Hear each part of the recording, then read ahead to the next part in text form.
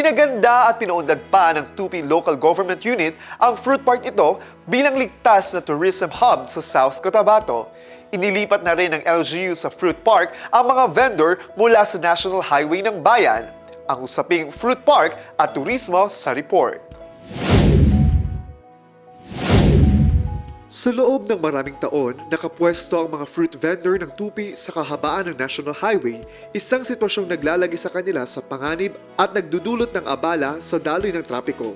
Ayon sa Supervising Senior Tourism Operations Officer ng Bayan, Brent Tamayo, inilipat na ang mga ito sa Tupi Fruit Park bilang tugon sa usapin ng kaligtasan.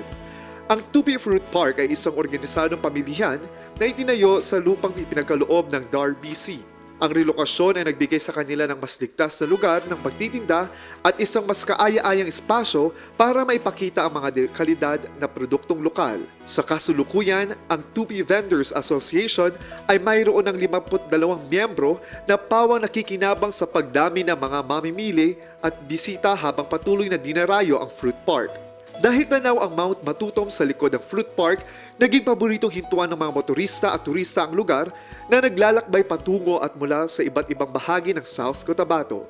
Dagdag pa ng LGU, magdadagdag sila ng pasilidad sa fruit park tulad ng processing unit para sa produktong gawa sa prutas, pasalubong centers at bagong view deck na magtatampok na mala postcard sa tanawin ng Mount Matutom. Hinikayat ni Tamayo ang publiko na dumaan sa fruit park kapag bumabiyahe sa Tupi. Binigyang diin pa niya na ang mga pagbabagong ito ay patunay ng commitment ng LGU Tupi na ilagay sa sentro ng pag-unlad ang mga magsasaka at maliliit na negosyante.